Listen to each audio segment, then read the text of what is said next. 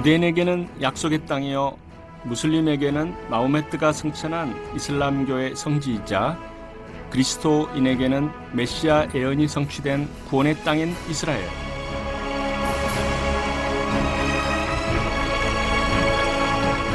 온 땅이 성지인 이스라엘의 순례는 생각만으로도 가슴이 벅차오르는데요.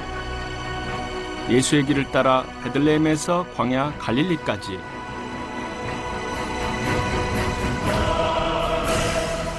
유대인의 눈물과 무슬림의 화려함, 그리고 그 안에서 발견한 공존과 상생의 이스라엘의 삶.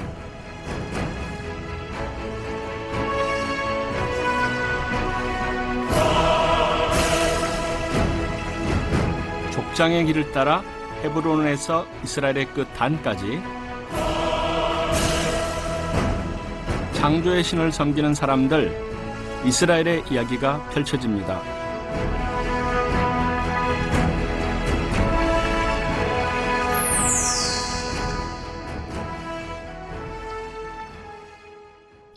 인구 800만의 강원도보다 조금 작은 나라 이스라엘.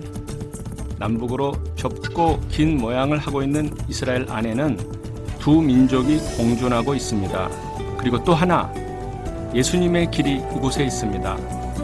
우리의 첫 번째 순례지는 베들레헴. 베들레헴의 유적지를 둘러보기 전에 전통 재래시장에 먼저 들렀는데요. 어떤 것들이 있는지 궁금합니다. 팔레스타인의 재래시장은 살아있는 성경 공부 현장입니다. 자, 우선 요게 자타르라고 하는 우슬초입니다. 우슬초. 시편에 보면은 이 우슬초로 정결케 하소서, 정결케 하소서. 그래서 이 부정한 사람이 정하게 하는 그 예식에 쓰이는 것이 바로 이 자타르 우슬초입니다. 향이 아주 좀 이렇게 뭐랄까 좀 정하게 하는 그런 느낌의 향이 이곳에서 나옵니다. 그래서 이것을 가루로 빵에 샐러드로 먹기도 하고 또 이것을 물에 띄어서 차로도 먹을 수 있는 아주 강한 그런 향을 가진 식물이죠. 우슬초. 성경에 나오는 우슬초를 생활 속에서 만나니 새롭습니다.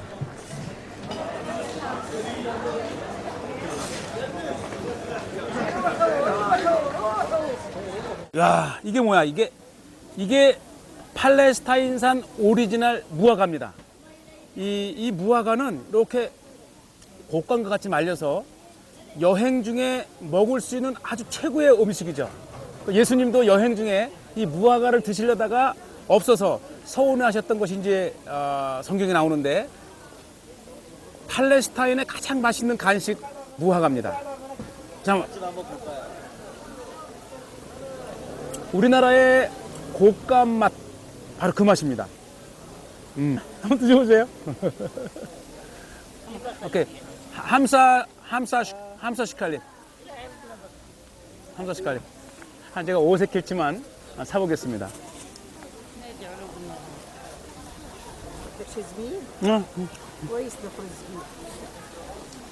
슈크란. 우리도 순례에 앞서 미리 간식을 준비했습니다.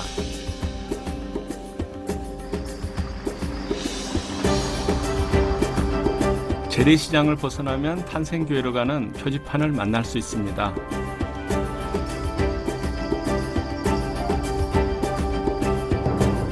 표지판을 따라 걷다 보면 좁은 골목을 만나게 되는데요. 탄생교회로 가는 옛길입니다. 베들레헴의 아주 전통적인 거리가 바로 이 역사적인 거리입니다. 이 길가를 따라서 한때는 얼마나 많은 기독교인들이 이 길을 따라 있었는지 이 문마다 십자가 마크가 쫙 있어요. 이제 안타까운 것은 기독교 인구가 줄고 이제 모슬렘들이 늘어나면서 십자가를 지우고 지금 이제 이슬람 소유의 무슬림 소유의 건물이 되었다는 거죠. 골목을 따라 십자가 마크가 있는 집을 찾으면서 걷는 것도 하나의 재밌거리인데요. 십자가가 지워진 대문을 보면 안타까운 마음이 절로 듭니다.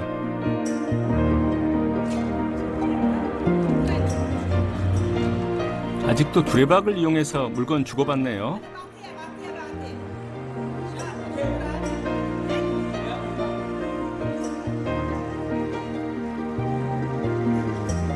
위로 올라가는 두레박을 보니 자신을 죽이려는 유대인을 피해서 광주리를 타고 성벽을 내려오던 바울의 모습이 떠오릅니다.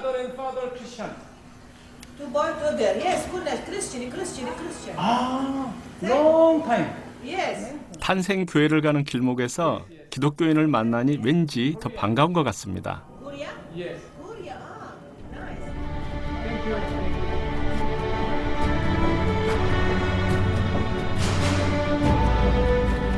이 길을 따라가면 베들레헴의 전통시장을 만나고요.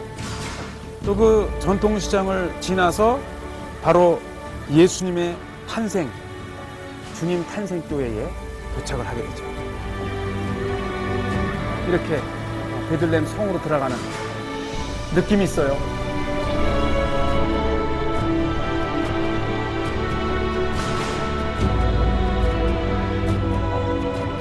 드디어 탄생교회에 도착했습니다. 우리가 여기 도착할 시간은 새벽 5시 예수님의 탄생교회입니다. 이 탄생교회는 1500년의 역사를 가지고 있는 아주 오래된 교회죠. 이 탄생교회 입구는 3개의 문의 흔적이 지금까지 있는데 먼저 제일 큰 이 문은 비잔틴 시대 때 원래 아주 굉장히 컸죠. 한 3m 정도 되는 높은 문이었었는데 그것이 십자군 시대 때는 아치형으로 축소가 됩니다. 그리고 지금의 문은 오스만 터키 때의 문으로 아주 작게 되어 있는데 이 거룩한 주님 탄생교회를 말을 타고 들어갈 수 없다. 이렇게 해서 그 문을 축소를 했고 그래서 이 문은 누구든지 고개를 숙이고 들어가야 되기 때문에 겸손의 문이라 이렇게 이름이 붙여져 있습니다. 옛길을 따라 도착한 탄생교회의 좁은 문. 안은 생각보다 넓은데요. 아도니스 신전이 있던 자리에 세운 교회라 그런지 유난히 기둥이 많습니다.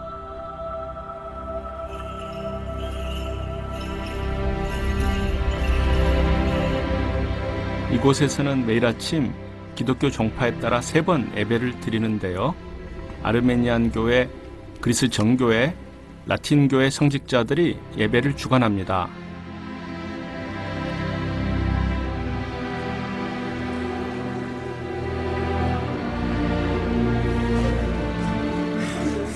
세 번의 예배 중 한 번이라도 참석을 권하고 싶은데요.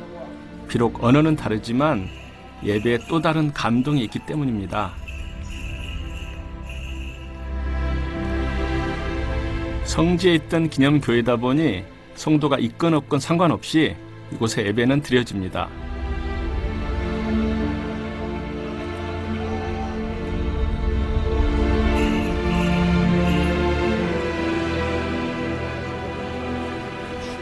우리 일행도 예배에 참석해 보기로 했습니다. 이 안에 두 장소가 있는데 하나는 예수님이 탄생하셨다고 하는 지점에 베들레헴의 별이 있는 곳이고 그 탄생하신 예수님을 옮겨 놓았다고 하는 곳이 또 있습니다.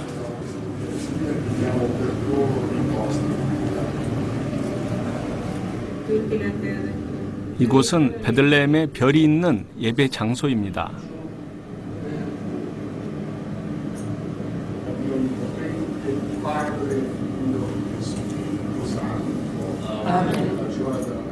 다른 곳과는 달리 유독 종파 간의 분쟁이 많았던 탄생교회. 예배만은 단절되지 않아 그나마 다행입니다. Exit, please. 육각형인 보통의 별과는 달리 이곳 탄생지에서의 별은 14각형인데요. 다윗부터 예수까지 14대를 기념하는 표시입니다.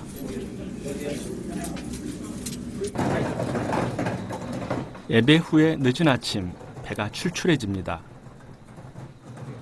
베들레헴에서 가장 맛있는 음식은 뭘까? 귀한 손님이 왔다든지 이 잔치가 있을 때에 가장 맛있는 음식 하나가 있는데 그것을 제가 소개시켜 드리겠습니다.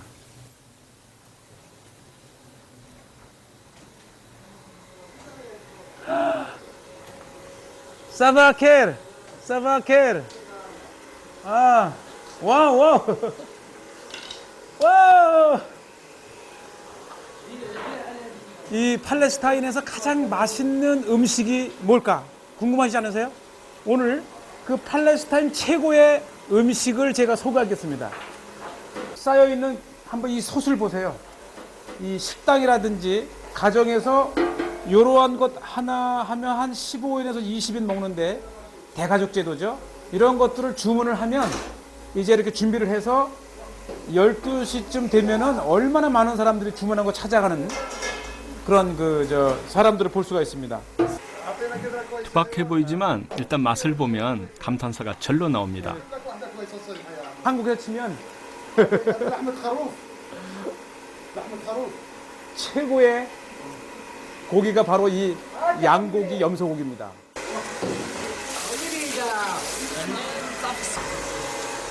이분이 이곳 주인입니다. 이게 100년 넘게 운영해온 이 집이에요. 그래서 오늘 우리가 진짜 오리지널 팔레스타인 음식을 한번 보겠습니다.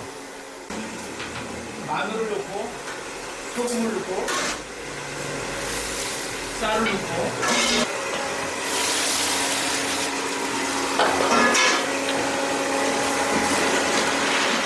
투박한 그릇만큼이나 재료도 단순한데요. 고기는 죽은 자가 직접 갖다 주기도 합니다. 음식이 만들어지는 동안 주문자가 찾아왔습니다. Where the yurt? Yeah, this one. Yeah. This one. I have a guest from Jordan. From Jordan. He's my cousin. And this is the best thing to give or to offer for a good one. 오늘 요르단에서 아주 중요한 손님이 왔답니다. 그래서 자기가 이분이 이 정육점에서 고기를 사다가 주문을 하는데 이 팔레스타인의 최고의 음식이라 그럽니다. 끊임없이 화덕에 요리 그릇이 들어가네요.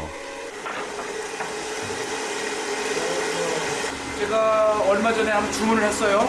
그때는 양고기가 아니고 닭고기를 했는데 닭고기를 가지고 닭고기하고 또 한 통을 하는데 한 250세켈 정도니까 한 7, 8만 원 정도 되죠.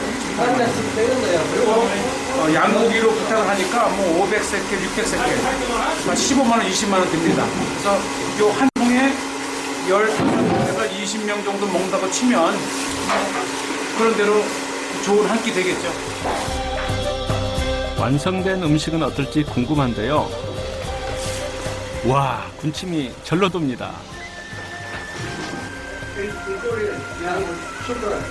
감사합니다. 감사합니다. 감사합니다. 감사합니다.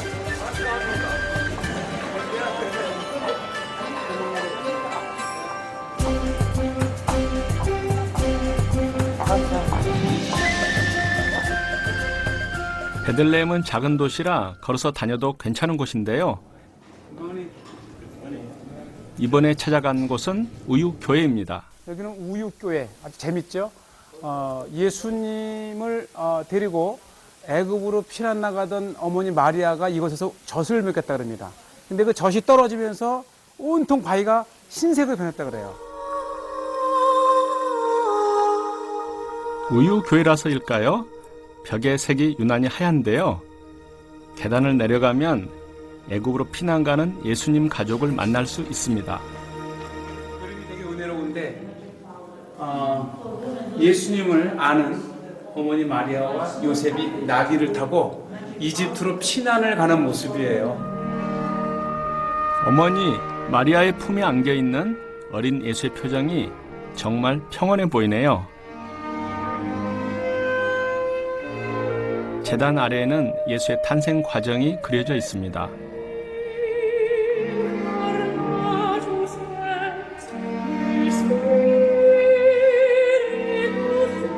바위가 많은 베들레헴답게 우유교회도 바위 속에 지었는데요.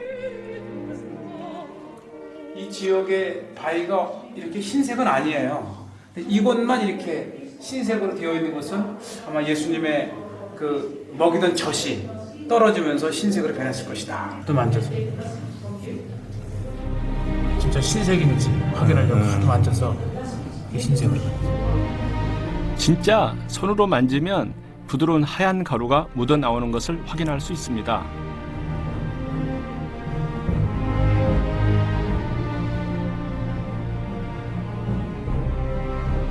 우유 교회에는 독특한 것이 하나 더 있습니다. 바로 편지인데요.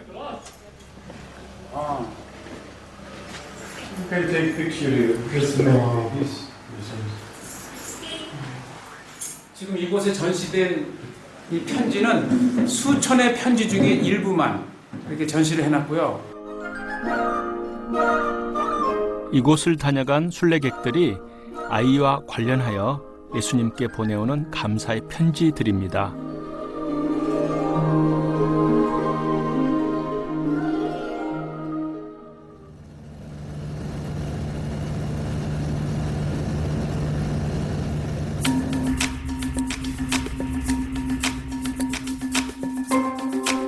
우유교에서 2km 떨어진 곳에 위치한 벳사홀 동네 아랍마을입니다.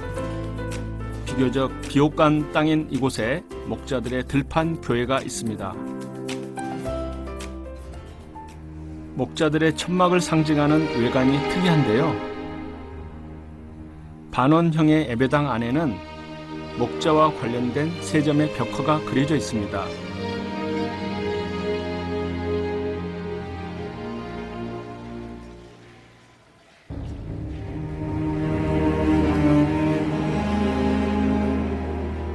높은 천장에서 빛이 비추이는 제단을 따라 원을 그리며 돌다 보면 성화를 볼 수 있는데요.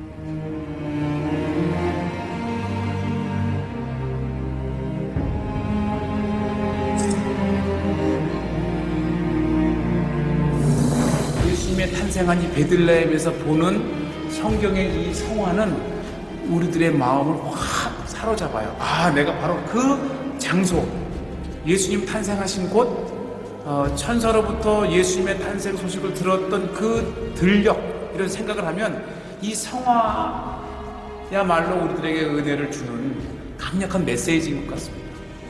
천사로부터 예수님의 탄생 소식을 듣고 말구에 찾아가 예수님을 만난 후 기뻐하는 목자들의 이야기가 거대한 벽화로 그려져 있습니다.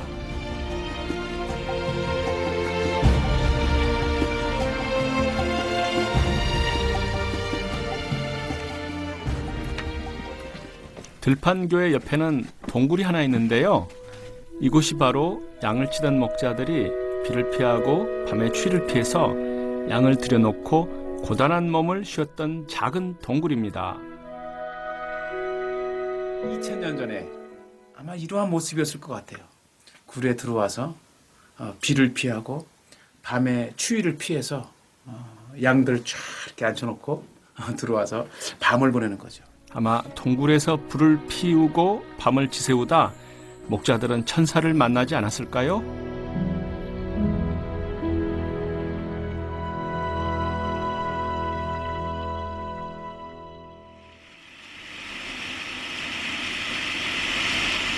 예수님이 어린 시절을 보낸 나사렛으로 가는 길인데요. 나사렛은 야산으로 둘러싸인 높은 분지입니다. 나사렛에서 처음 찾은 곳은 수태고지 교회. 천사가 동정녀 마리아에게 수태할 것을 고지한 장소에 높이 60m의 거대한 교회가 세워져 있습니다. 이 교회는 14년에 걸쳐 지은 것으로 1969년에 완공된 것인데요. 높이만큼이나 웅장합니다. 예배당 아래에는 마리아가 수태고지를 받았다는 우물터가 있는데요. 백합꽃을 거꾸로 세워놓은 듯한 원뿔 모양의 천장이 60m 아래의 우물터로 빛을 내리비추고 있습니다. 좀 더 우물터로 가까이 다가가 보겠습니다. 마리아가 수태고지를 받은 곳엔 우물 대신 제단이 마련되어 있는 것을 볼 수가 있네요. 계단을 내려와 보이는 제단이 바로 우물터 자리입니다.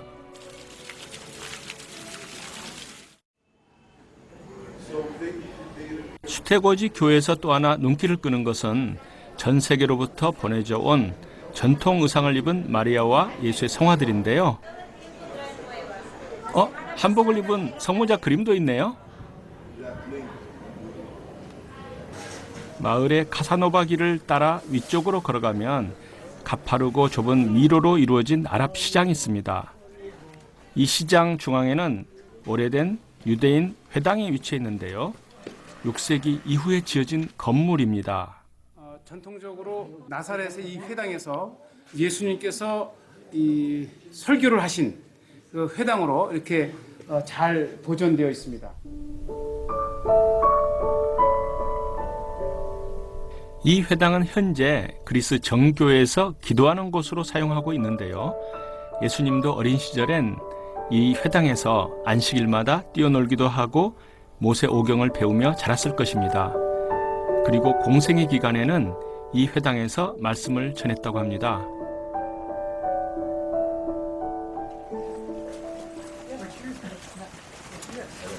화면에서는 맡을 수 없지만 이곳은 골목 입구부터 포도주 향이 물씬 풍깁니다.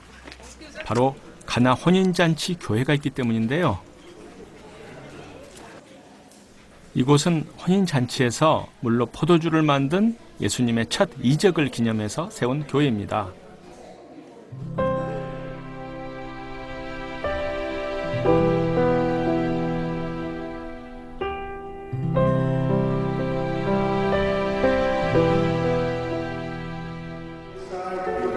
오늘 예배당 안이 분주해 보이는데요.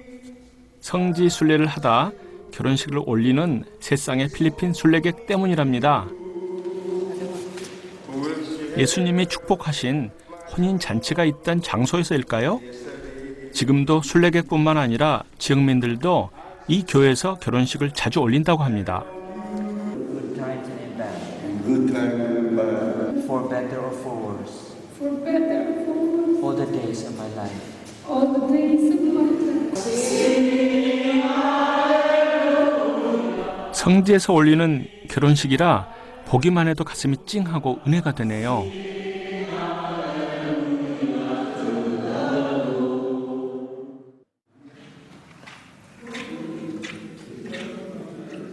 교회 지하에는 특별한 것이 있습니다. 지금 가나의 혼인잔치 기념 교회 지하에 있는 이제 고고학 유적물들입니다.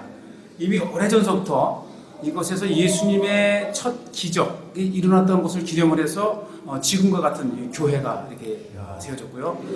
이곳에 보면 뭐 연자 맷돌이라든지 다양한 그 유물들이 나와 있는데 특히 우리의 관심을 끄는 것이 바로 이 돌 항아리입니다.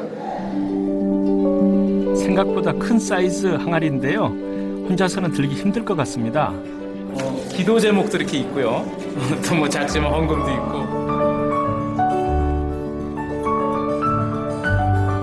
2000년 전 물로 포도주를 만들 때 사용했던 항아리 모습을 떠올리는 유적물인데요. 순종이 제사보다 낫다는 말씀이 떠오르는 순간입니다. 결혼식에 참석한 순례객 외에도 또 다른 순례객들이 마당에 가득 차 있는데요. 엄청납니다. 정말 이 성지에 이렇게 전 세계에서 매일매일 수많은 순례객들이 이곳을 찾고 있습니다.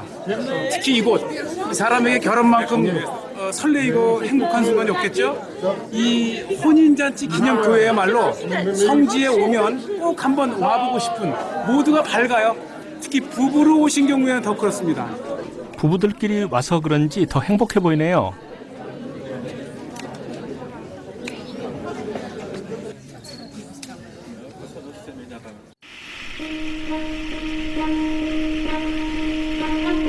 바가지를 엎어놓은 듯한 다볼산이 저 멀리 보입니다. 다볼산 정상의 정문은 무슬림 요새 입구로 사용되던 것을 복구한 것이라고 하네요. 입구를 지나 150m를 들어가야 조그만 예배당이 나오는데요. 이곳이 주님 변모 교회입니다. 그때 베드로가 말하되 주님 여기가 좋사오니 이곳에 초막 셋을 짓되 하나는 주님을 위하여, 하나는 모세를 위하여, 하나는 엘리야를 위하여 짓겠나이다, 이렇게 청언을 합니다. 그래서 이 정상에는 주님 변모 기념 교회가 있고 양옆에 모세와 엘리야를 위한 제단이 있습니다.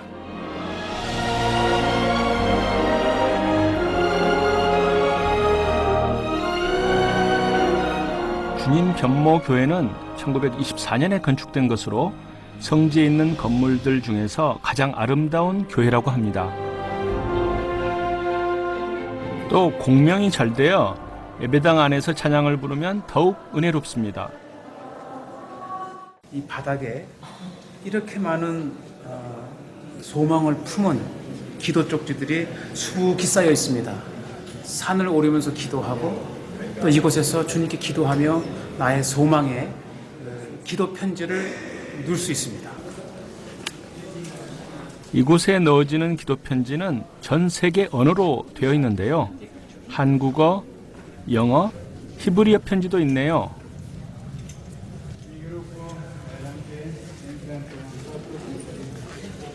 마침 순례객들과 함께 드리는 예배가 있는 것 같습니다. 예수님이 변화하신 장소에서 드리는 예배 같이 드려보시죠.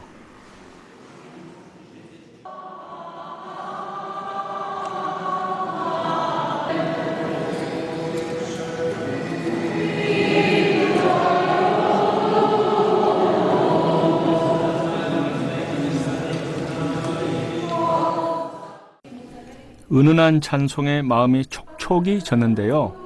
베드로처럼 주님을 사랑한다고 고백하고 싶어지는 순간입니다.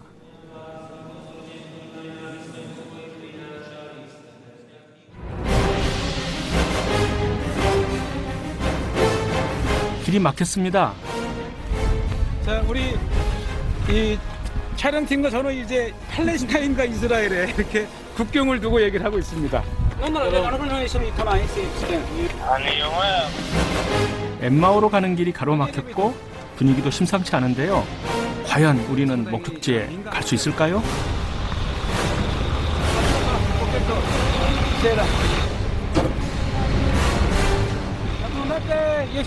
Emmaus.